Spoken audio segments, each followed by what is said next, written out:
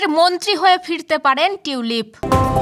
Zia orphanage trust মামলার দণ্ড থেকে খালেদা জিয়া সহ সবাই খালাস। প্রধান উপদেষ্টার কাছে সংস্কার প্রস্তাব জমা দিল 4 কমিশন। এবার সাবেক রাষ্ট্রপতি আব্দুল হামিদের বিরুদ্ধে মামলা। ডেস্টিনির এমডি সহ 19 জনের 12 বছরের কারাদণ্ড। মেয়াদের আগে সঞ্চয়পত্র ভাঙলেও মিলবে বাড়তি মুনাফা। ছাগলকাণ্ডে আলোচিত মতিউর ও তার স্ত্রী গ্রেপ্তার। খেলোয়াড়দের জন্য বিধিনিষেধ কঠোর করেছে ভারতীয় ক্রিকেট বোর্ড।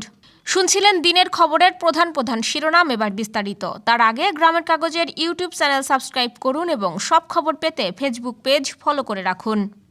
দুর্নীতির অভিযোগে ব্যাপক সমালোচনার মুখে পদত্যাগ করেছেন যুক্তরাজ্যের ক্ষমতাসীন লেবার পার্টির মন্ত্রী টিউলিপ সিদ্দিক। তবে পদত্যাগপত্রে তিনি নিজেকে নির্দোষ দাবি করেন। তার দাবির পক্ষে শক্তি যোগাচ্ছেন মন্ত্রিত্বের মানদণ্ড বিষয়ক স্বাধীন উপদেষ্টা লাউরি ম্যাগনাস। বিষয়টি পর্যবেক্ষণ করে দ্য গার্ডিয়ানের বিশ্লেষণ বলছে, ফের মন্ত্রিত্ব ফিরে পাবেন টিউলিপ সিদ্দিক। টিউলিপের পদত্যাগের পর প্রকাশিত ওই প্রতিবেদনে দ্য গার্ডিয়ান জানায়, টিউলিপ মন্ত্রিত্বের নিয়ম ভঙ্গ করেছেন কিনা তা শেষ পর্যন্ত ম্যাগনাস বুঝতে পারেননি। ম্যাগনাস তাকে অভিযুক্তও করেননি বা তার বিরুদ্ধে অনৈতিক কোনো কিছু করার প্রমাণ খুঁজে পাননি। তবে ম্যাগনাস টিউলিপকে সরাসরি নির্দোষ ঘোষণা না করে তার বিরুদ্ধে অভিযোগ সম্পর্কে এখনও অনেক প্রশ্ন রয়েছে বলে মন্তব্য করেন। এরপরই টিউলিপ সিদ্দিক স্বেচ্ছায় মন্ত্রীর পদ থেকে সরে দাঁড়ান। তিনি বরখাস্ত না হওয়াকে ফের মন্ত্রীর দায়িত্বে তার ফিরে আসার সম্ভাবনা রয়েছে বলে মনে করা হচ্ছে। এ ধরনের ইঙ্গিত মেলে দেশটির প্রধানমন্ত্রী স্যার কিয়ার স্টারমারের এক মন্তব্যে। টিউলিপের পদত্যাগের প্রতিক্রিয়ায় তাকে একটি চিঠিতে লিখেছেন স্টারমার। তাতে লিখেছেন, আপনি একটি কঠিন সিদ্ধান্ত নিয়েছেন। আমি স্পষ্ট করে বলতে চাই, আপনার জন্য ভবিষ্যতের দরজা খোলা রয়েছে।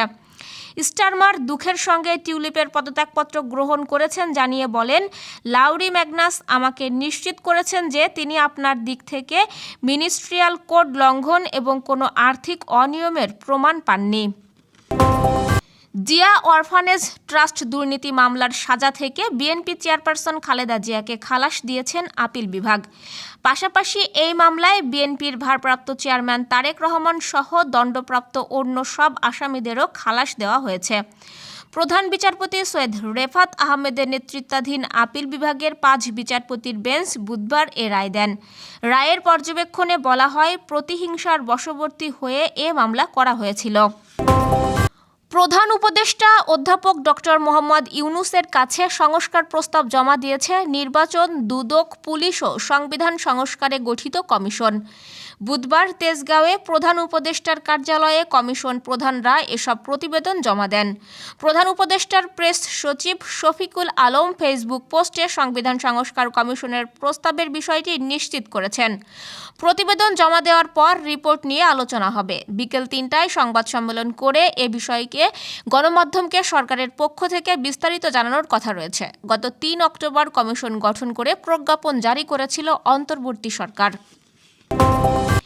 কিশোরগঞ্জে বৈষম্যবিরোধী ছাত্র জনতার ওপর হামলার অভিযোগে সাবেক রাষ্ট্রপতি মোহাম্মদ আব্দুল হামিদ, সাবেক প্রধানমন্ত্রী শেখ হাসিনা, তার বোন শেখ রেহানা, ছেলে সজীব ওয়াজেদ জয়, মেয়ে সাইমা ওয়াজেদ পুতুল ও ওবায়দুল কাদের সহ 124 জনের বিরুদ্ধে আরও একটি মামলা দায়ের করা হয়েছে। মঙ্গলবার বিকালে কিশোরগঞ্জ সদর থানায় মামলাটি করেন লতিবাবাদ এলাকার তাহামুল ইসলাম। এই প্রথম কোনো মামলায় সাবেক রাষ্ট্রপতি আব্দুল হামিদকে আসামি করা হলো। মামলায় আব্দুল হামিদ 3 নম্বর আসামি। আরও 200 থেকে 250 জনকে অজ্ঞাতনামা আসামি করা হয়েছে।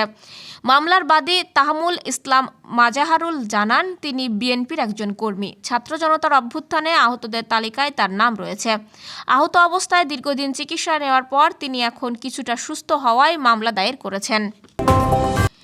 ডেস্টিনি ট্রি প্লান্টেশন লিমিটেডের গাছ বিক্রির টাকা আত্মসাতের মামলায় ব্যবস্থাপনা পরিচালক রফিকুল আমিন সহ 19 জনকে 12 বছর করে কারাদণ্ড দিয়েছেন আদালত। বুধবার ঢাকার বিশেষ জজ আদালত 4-এর বিচারক মোহাম্মদ রবিউল আলমের আদালত এ রায় ঘোষণা করেন। সংশ্লিষ্ট আদালতের বেঞ্চ সহকারী বেলাল হোসেন এ তথ্য জানান। এর আগে গত বছরের 11 নভেম্বর দুদক ও আসামিপক্ষের যুক্তিতর্ক উপস্থাপন শেষে আদালত রায়ের তারিখ ঠিক করেন। আসামিদের মধ্যে কারাগারে আছেন ব্যবস্থাপনা পরিচালক রফিকুল আমিন, ফারহা দিবা ও মোহাম্মদ হোসেন। জামিনে আছেন লেফটেন্যান্ট জেনারেল অবসরপ্রাপ্ত হারুনুর রশিদ।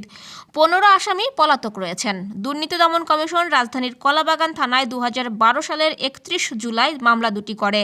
2014 সালের 4 মে একটি মামলায় 19 জনের এবং অপর মামলায় 46 জনের বিরুদ্ধে অভিযোগপত্র দেয় দুদক।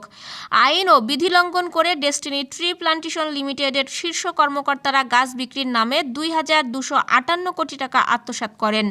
এর মধ্যে ঋণপত্র বা এলসি হিসেবে 56,19,19,040 টাকা এবং সরাসরি পাচার করেছে আরও 2,06,000 মার্কিন ডলার।